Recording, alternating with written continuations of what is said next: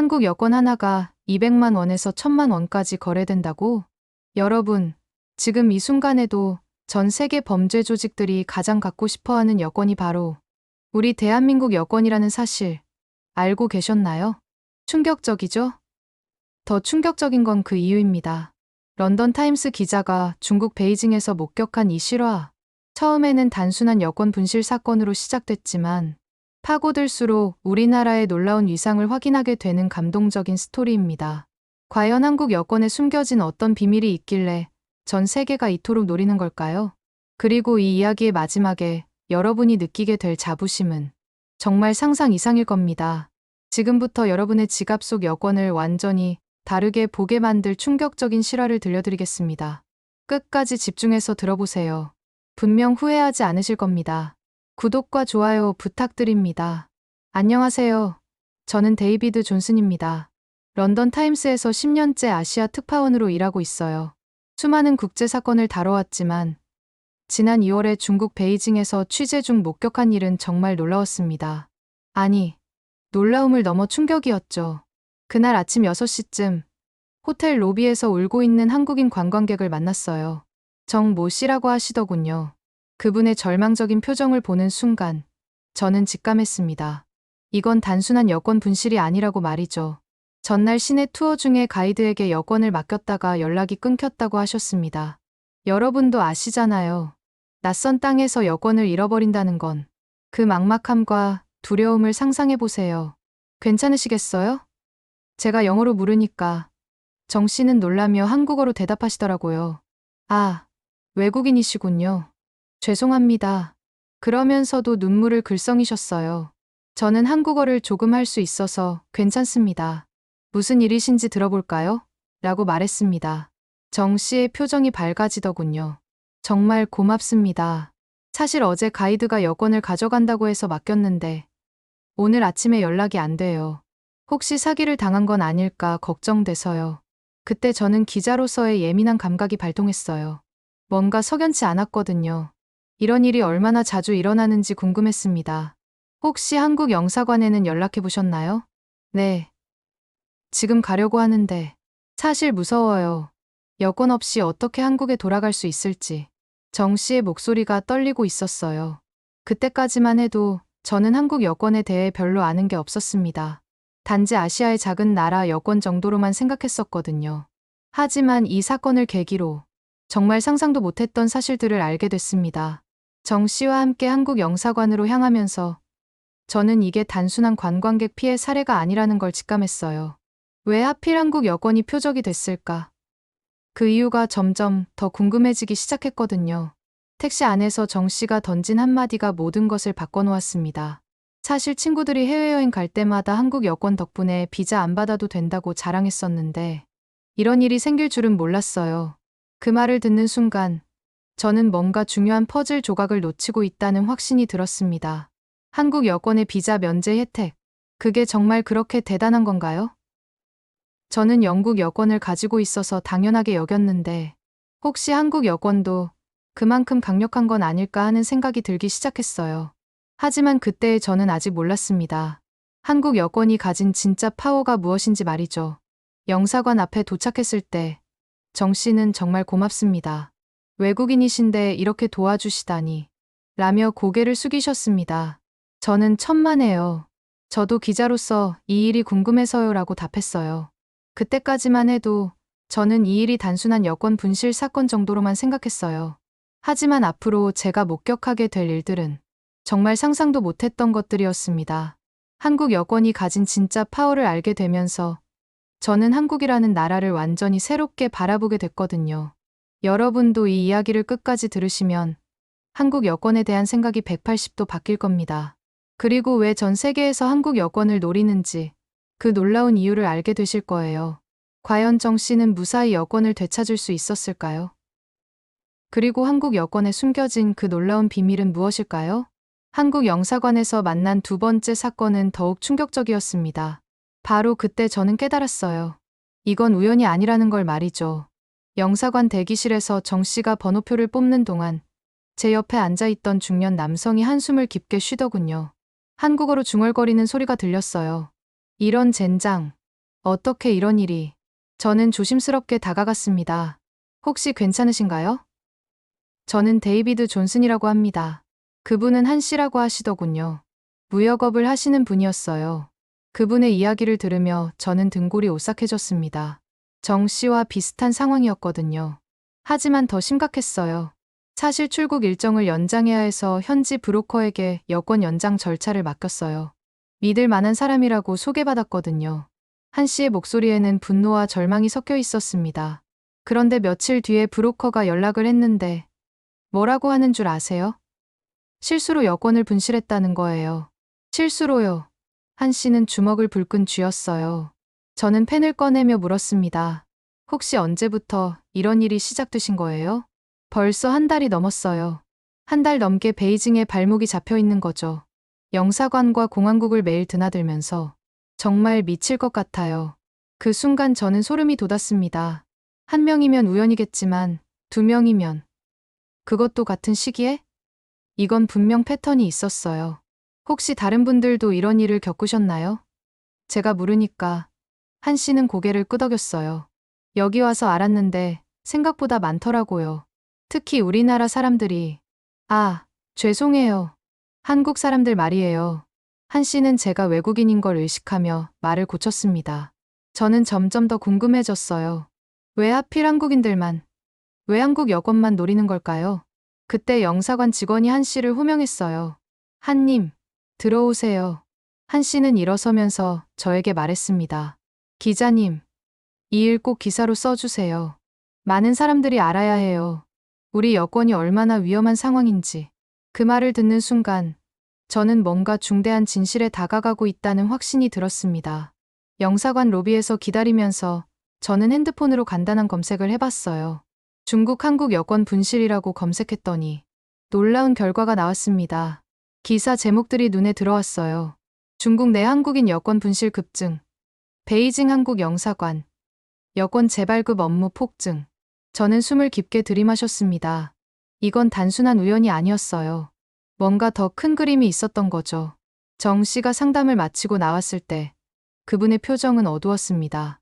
어떻게 되셨어요? 제가 물었어요. 임시 여행증명서는 받을 수 있대요. 하지만 여권은 영영 못 찾을 것 같아요. 정 씨의 목소리가 떨렸습니다. 그때 저는 깨달았습니다. 이들이 잃어버린 건 단순한 신분증이 아니었어요. 뭔가 훨씬 더 가치 있는 것이었던 거죠. 정 씨, 혹시 여권이 왜 그렇게 중요한지 생각해 보신 적 있으세요? 저는 조심스럽게 물었어요. 글쎄요. 그냥 해외여행할 때 필요한 거 아닌가요? 정 씨는 고개를 갸웃했습니다. 저는 미소를 지었습니다. 그분은 아직 몰랐던 거예요. 자신이 가지고 있던 게 얼마나 대단한 것인지를. 한 씨도 상담을 마치고 나왔습니다. 그분의 표정에서 저는 한국 여권의 진짜 가치를 엿볼 수 있었어요. 이해가 안 돼요. 한 씨가 중얼거렸습니다. 왜 하필 우리 여권만? 일본 사람들이나 독일 사람들은 이런 일 안 당한다던데. 바로 그 순간이었습니다. 저는 한국 여권에 숨겨진 놀라운 비밀을 추적하기 시작했어요. 과연 한국 여권이 가진 특별함이 무엇인지, 그리고 왜 전 세계에서 이토록 노리는지, 그 답을 찾기 위한 저의 본격적인 조사가 시작됐습니다. 영사관에서 나온 후, 저는 곧바로 본격적인 취재에 들어갔습니다. 그리고 알게 된 충격적인 사실들. 정말 상상도 못했던 규모였어요. 호텔로 돌아와 노트북을 켜고 중국 내 한국인 여권 분실 통계를 찾아봤습니다. 외교부 자료, 현지 언론 보도, 영사관 공지사항까지 샅샅이 뒤졌어요. 그리고 발견한 놀라운 수치들. 2024년 한 해 동안 중국 내에서 한국인 여권 분실 건수가 1,700건을 넘겼다는 거였어요. 1,700건이요. 하루에 거의 5건씩 한국 여권이 사라지고 있었던 겁니다. 더 놀라운 건 베이징만의 통계였어요. 올해 상반기에만 70건 이상이 신고됐다고 하더군요. 이게 정상적인 수치일까요? 제가 다른 나라 여권 분실률과 비교해봤는데 한국이 압도적으로 높았어요. 저는 펜을 들고 계산해봤습니다. 베이징에 체류하는 한국인 수를 고려해도 이 분실률은 비정상적으로 높았어요. 뭔가 석연치 않았습니다. 그런데 더 충격적인 사실이 기다리고 있었어요. 중국 공안 당국의 비공식 내부 자료를 입수했는데 거기에는 정말 소름 돋는 내용이 적혀 있었습니다. 분실 신고된 한국 여권 중 상당수가 의도적 판매로 추정된다는 거였어요. 의도적 판매라고요? 저는 처음에 이해할 수 없었어요. 누가 자신의 여권을 일부러 팔겠어요? 하지만 계속 파고들수록 더 충격적인 진실들이 드러났습니다. 영사관 주변에서 만난 한 현지 통역사는 조심스럽게 귀띔해줬어요. 요즘 들어 여권을 잃어버렸다며 찾아오는 한국인들의 이야기가 묘하게 비슷하다는 거였어요. 마치 누군가가 대본을 짜준 것처럼 말이죠. 단순한 실수와 범죄 사이의 경계가 모호해지고 있었습니다. 저는 베이징 시내 한인 밀집 지역을 돌아다니며 현지 상황을 파악했어요. 한인 식당, 노래방, 마사지샵, 어디를 가든 비슷한 이야기를 들을 수 있었습니다. 한 식당 사장님은 한숨을 쉬며 말하더군요. 최근 몇 달 사이 손님들 중에 여권 때문에 고생하는 사람들이 부쩍 늘었다고 말이에요. 그런데 이상한 건 그들의 이야기가 너무 비슷하다는 거였죠. 저는 점점 확신이 들기 시작했어요. 이건 개별적인 사고가 아니었습니다. 뭔가 조직적이고 계획적인 일이 벌어지고 있었던 거죠. 그날 밤, 호텔 방에서 지금까지 수집한 자료들을 정리하면서 저는 소름이 돋았습니다. 한국 여권이 이렇게까지 집중적으로 노려지는 이유가 뭘까요? 분명 한국 여권에는 다른 나라 여권에는 없는 특별한 가치가 있었을 거예요. 저는 다음 날부터 본격적으로 한국 여권의 국제적 지위에 대해 조사하기로 했습니다. 과연 한국 여권이 가진 그 놀라운 파워의 정체가 무엇인지, 그 답을 찾기 위한 더 깊은 탐사가 시작됐습니다. 다음 날 아침, 저는 중국 공항국에서 일하는 현지 소스를 만났습니다. 그가 전해준 정보는 정말 충격적이었어요. 베이징 서쪽 외곽의 한 조용한 찻집에서 만난 그는 조심스럽게 입을 열었습니다. 최근 압수된 위조 여권들의 충격적인 통계를 알려줬거든요. 7080%가 한국 여권이었다는 겁니다. 저는 펜을 놓고 그를 바라봤어요. 믿을 수 없었거든요. 전 세계 수많은 나라의 여권 중에서 왜 하필 한국 여권이 그렇게 높은 비율을 차지하는 걸까요? 더 놀라운 건 그 다음 이야기였습니다. 압수된 한국 위조 여권 중 30% 이상이 밀매 목적으로 제작됐다는 거였어요. 단순한 개인 사용이 아니라 상업적 거래를 위해서 말이죠. 저는 머릿속으로 빠르게 계산해봤습니다. 이 수치들이 의미하는 바는 명확했어요. 한국 여권이 국제 범죄 시장에서 가장 인기 있는 상품이 되고 있다는 거였죠. 그런데 왜 하필 한국 여권일까요? 공항 관계자는 더욱 놀라운 이야기를 들려줬습니다. 현지 범죄 조직들이 더 이상 현금이나 귀금속을 노리지 않는다는 거였어요. 대신 그들의 새로운 타겟은 바로 여권이었습니다. 특히 한국 여권이요. 저는 그 이유를 물어봤지만 그도 정확한 답은 모르겠다고 하더군요. 다만 한 가지는 확실했어요. 한국 여권의 가치가 다른 나라 여권보다 월등히 높다는 것 말입니다. 찻집을 나서면서 저는 깊은 생각에 빠졌어요. 범죄 조직들이 수법을 바꿨다는 건 그만큼 한국 여권에 특별한 매력이 있다는 뜻이겠죠. 그 매력이 도대체 뭘까요? 오후에는 베이징 대학교의 국제관계학과 교수를 만났습니다. 여권과 국제정치에 대한 전문가였거든요. 그분과의 대화에서 중요한 단서를 얻었어요. 교수는 한국 여권의 국제적 지위에 대해 설명해줬습니다. 최근 몇 년 사이 한국의 외교적 위상이 급격히 상승했다는 거였어요. 그리고 그것이 여권의 가치에도 직접적인 영향을 미쳤다고 하더군요. 한국 여권은 이제 글로벌 스탠다드입니다. 교수의 말이었어요. 저는 더 구체적인 설명을 요청했습니다. 교수는 한국이 선진국 클럽에 완전히 진입했으며 국제사회에서의 신뢰도가 최고 수준에 이르렀다고 설명했어요. 그 결과 한국 여권 소지자들이 전 세계 어디든 자유롭게 여행할 수 있게 됐다는 거였죠. 비자 없이 갈 수 있는 나라의 수가 엄청나게 많아졌다는 겁니다. 저는 그제서야 퍼즐의 한 조각을 맞춘 기분이었어요. 한국 여권이 범죄자들에게 매력적인 이유를 알 것 같았거든요. 자유로운 이동권. 그것이 바로 한국 여권의 진짜 가치였던 거예요. 밤늦게 호텔로 돌아와서 저는 한국 여권의 비자 면제 현황을 자세히 조사해봤습니다. 그리고 발견한 놀라운 사실들.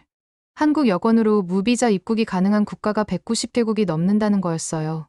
이는 전 세계에서 최상위권에 해당하는 수치였습니다. 미국, 유럽 대부분의 국가들을 비자 없이 자유롭게 오갈 수 있다는 뜻이었죠. 범죄자들에게는 그야말로 꿈같은 도구인 셈이었어요. 이제 왜 한국 여권이 표적이 되는지 이해할 수 있었습니다. 하지만 이건 시작에 불과했어요. 더 놀라운 사실들이 기다리고 있었거든요. 한국 여권을 둘러싼 거대한 지하경제의 실체를 알게 되면서 저는 한국이라는 나라의 진짜 위상을 깨닫게 됐습니다. 사흘째 되던 날, 저는 베이징 한인타운에서 충격적인 제보를 받았습니다. 한국 여권의 실제 거래 가격을 알게 된 순간, 저는 말문이 막혔어요. 한 한국인 사업가가 익명을 조건으로 만나자고 했거든요. 그분은 떨리는 목소리로 최근 주변에서 들은 이야기를 털어놨습니다. 주변에서 여권을 팔고 200만 원을 받았다는 이야기를 들었어요. 200만 원이요? 저는 귀를 의심했습니다. 단순한 신분증 하나가 200만 원의 가치를 갖는다는 게 믿어지지 않았거든요. 하지만 그분의 설명을 들으면서 저는 점점 더 놀라게 됐어요. 한국 여권이 국제 암시장에서 어떤 대접을 받는지 구체적으로 알게 됐거든요. 한국 여권은 가치 높은 상품으로 간주되고 있었습니다. 그 이유는 명확했어요. 미국과 유럽 대부분의 국가에 비자 없이 입국할 수 있기 때문이었죠. 이는 다른 아시아 국가들의 여권으로는 불가능한 일이었어요. 제보자는 더욱 충격적인 이야기를 들려줬습니다. 미국 비자가 포함된 한국 여권의 경우 거래 가격이 1,000만 원까지 치솟는다는 거였어요. 1,000만 원이요. 저는 펜을 들고 빠르게 계산해봤습니다. 한국 여권 하나로 전 세계 주요 선진국들을 자유롭게 오갈 수 있다면 범죄자들에게는 그 정도 가격을 지불할 만한 가치가 있는 거였죠. 더 놀라운 건 거래 방식이었어요. 단순히 여권을 훔치는 게 아니라 합법적인 분실로 위장하는 정교한 시스템이 구축되어 있다는 거였죠. 베이징 시내 곳곳에서 이런 거래가 은밀하게 이뤄지고 있었습니다. 관광 가이드, 현지 브로커, 심지어 일부 여행사까지 연루되어 있다는 정황들이 포착됐어요. 저는 그제서야 정 씨와 한 씨가 당한 일의 진짜 배경을 이해할 수 있었습니다.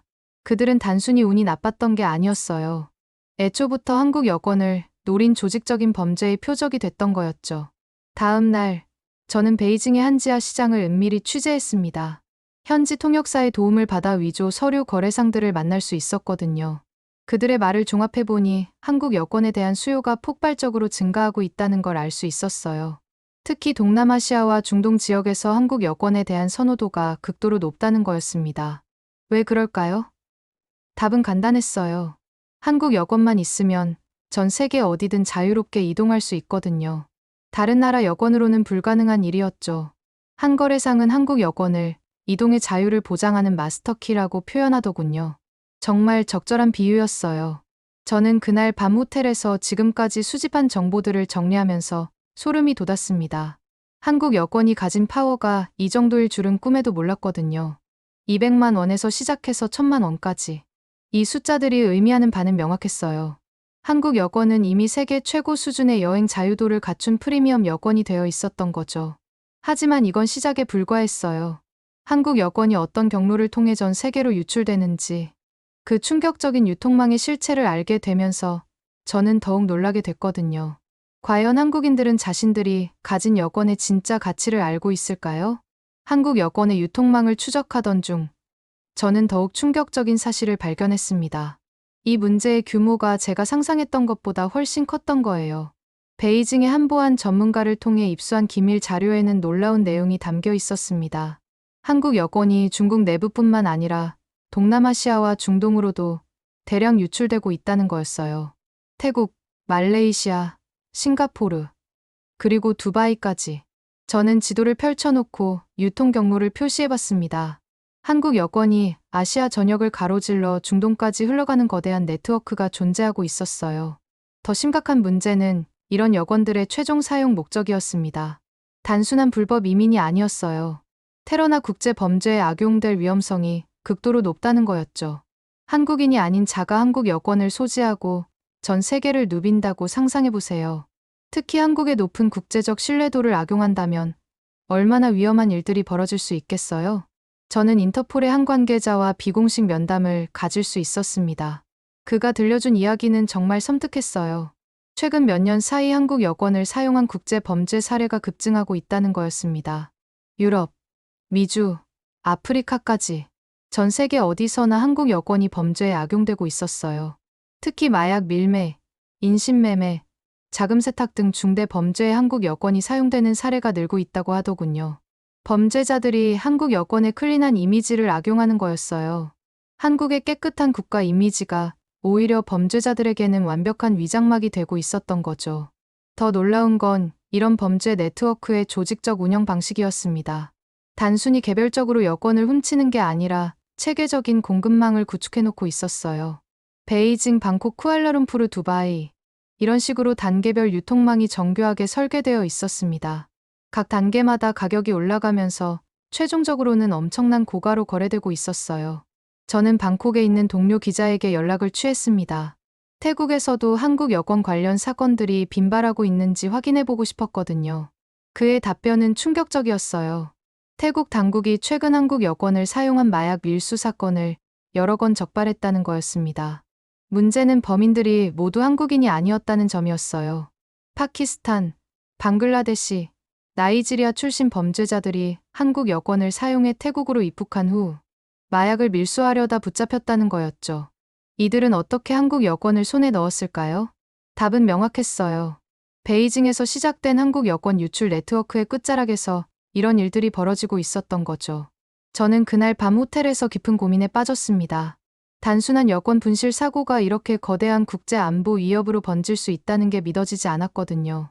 정 씨나 한 씨 같은 평범한 한국인들이 당한 일이 결국 전 세계 곳곳에서 한국의 국가 이미지를 실추시키고 나아가 국제 안보를 위협하는 문제로 이어지고 있었어요. 한국 여권 하나하나가 갖는 무게감이 이렇게 클 줄 누가 알았겠어요? 하지만 더 충격적인 건 이런 범죄 네트워크에 연루된 사람들의 정체였습니다. 단순한 길거리 소매치기들이 아니었어요. 훨씬 더 조직적이고 전문적인 세력들이 움직이고 있었거든요. 과연 누가 이런 거대한 네트워크를 운영하고 있는 걸까요? 그리고 이 모든 일의 배후에는 어떤 세력이 있는 걸까요?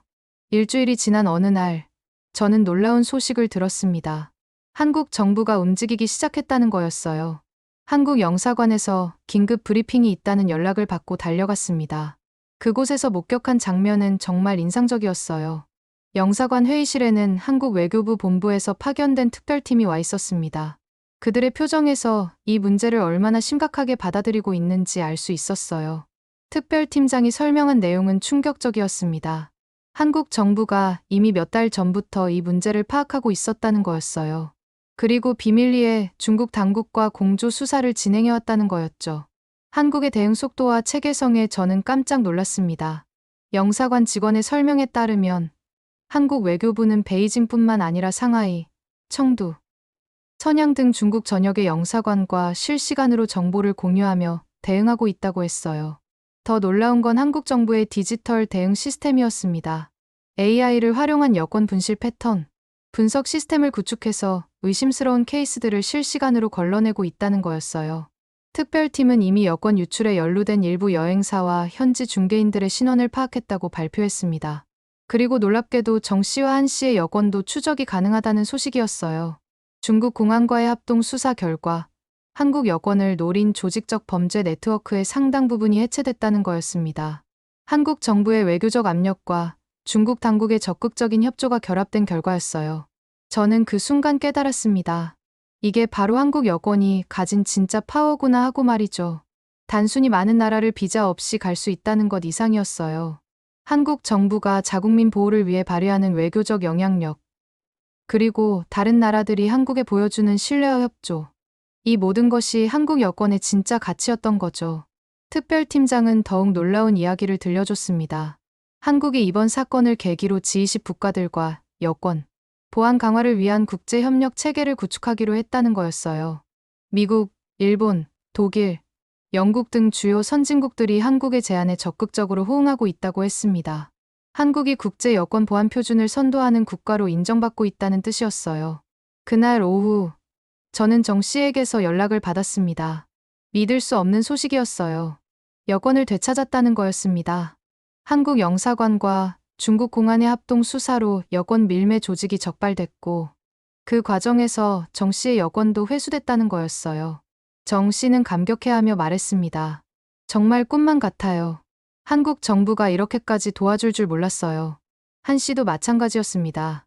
한 달 넘게 베이징에 발목 잡혀 있었는데 한국 정부의 적극적인 외교적 노력으로 모든 문제가 해결됐다는 거였어요.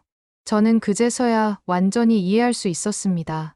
한국 여권이 범죄자들에게 인기가 높은 이유가 단순히 비자 면제 혜택 때문만이 아니었어요. 한국이라는 나라의 국제적 신뢰도, 외교적 영향력, 그리고 자국민을 보호하는 강력한 의지. 이 모든 것이 한국 여권의 가치를 만들어내고 있었던 거죠. 범죄자들조차 한국 여권의 브랜드 파워를 인정하고 있었던 셈이에요. 하지만 정작 한국인들은 자신들이 가진 여권의 진짜 가치를 모르고 있었던 것 같아요. 이번 사건을 통해 저는 확신하게 됐습니다. 한국 여권은 단순한 여행 서류가 아니라 한국이라는 나라의 위상과 힘을 보여주는 상징이라는 것을요.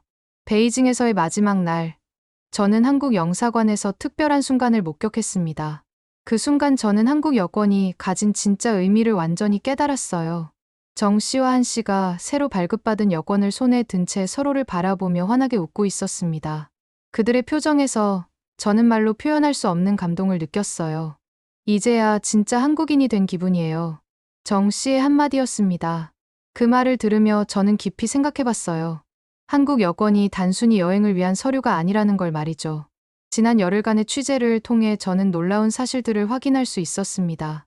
한국 여권은 현재 세계 2위 수준의 비자 자유도를 가진 여권입니다. 192개국을 무비자로 방문할 수 있어요. 하지만 더 중요한 건 그 숫자가 아니었습니다. 한국이 어떻게 이런 지위에 오르게 됐는지, 그 과정이야말로 진짜 감동적인 이야기였거든요. 불과 60년 전만 해도 한국은 세계 최빈국 중 하나였습니다.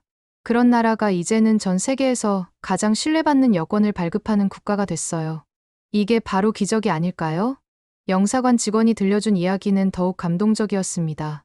한국이 각국과 비자 면제 협정을 맺어가는 과정에서 보여준 외교적 노력, 그리고 국제사회에서 쌓아온 신뢰, 이 모든 것이 오늘날 한국 여권의 파워를 만들어냈다는 거였어요. 한국 여권 하나하나에는 대한민국 70년의 발전사가 고스란히 담겨 있었던 거죠. 저는 공항으로 향하는 택시 안에서 이번 취재를 정리해봤습니다.